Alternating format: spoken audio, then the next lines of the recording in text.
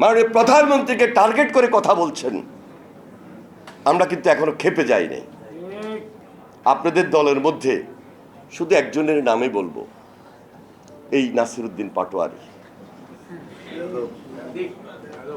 আমার মনে হয় আমার দলের মধ্যে যদি এই ধরনের কথা কেউ বলতো, আমি আমাদের মাননীয় প্রধানমন্ত্রীকে সরাসরি বলতাম।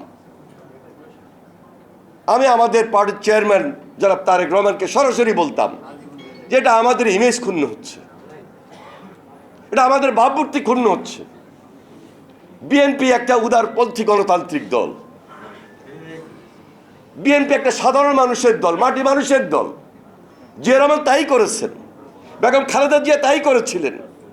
এই দলের কোনো মুখপাত্র বা কোনো নেতা তার চরিত্রের মধ্যে, তার কথার মধ্যে এই ধরনের কথা থাকবে, বাক্য থাকবে, এটা আমরা অ্যালাউ করতাম না, আমাদের পার্টি অ্যালাউ করতো না, সে যেই হোক। হ্যাঁ, আমি বললাম না যে আমরা সবাই যে খুব ভালো কাজ করতেছি তা না, তবে আমাদের চেষ্টা আর যিনি নেতৃত্ব দিচ্ছেন তার মহৎ উদ্যোগ রয়েছে, তার নেতৃত্বে কাজ করি।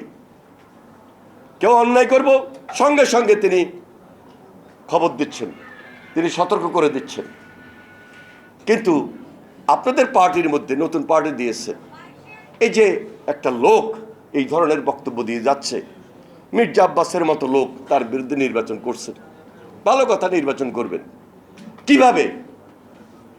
অশালীন, রুচিহীন, অসভ্য ভাষায়, মিথ্যা, বানোয়াট, এবং যেটা সমাজে যায় না, যেটা বাংলাদেশের রাজনীতিতে আওয়ামী লীগের পক্ষে মানাইতো, হাসিনার কথায় মানাইতো, হাসিনার দলের যারা বিভিন্ন আশেপাশের লোকজন ছিল তাদের কথা মানাইতো।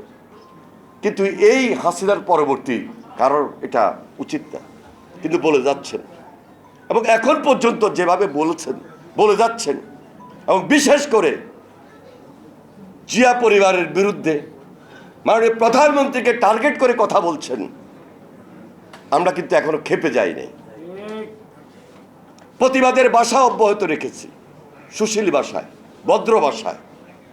কিন্তু আমাদের সংগঠন, আমাদের প্রজন্ম, আমাদের নেতৃত্ব, আমরা যারা ছাত্র রাজনীতি করে এখানে এসেছি, আমরা যদি কয়েকজনে মুখ খুলি, তাহলে এই ইয়াং জেনারেশন, আমি মনে করি আমি তাদের সঙ্গে যেভাবে কাজ করেছি সেই ছাত্র রাজনীতি শেষ করে জাতীয়তাবাদী দলের ছাত্র বিষয়ক সম্পাদক হিসাবে, এবং এর পরবর্তীতে এখন পর্যন্ত জেনারেশনের সঙ্গে থেকেই কাজ করি। আমরা যদি খুব বেশি উদাত্ত আহ্বান জানাই, স্বাভাবিক কারণেই আপনি একটু বিপদগ্রস্ত হয়ে যেতে পারে।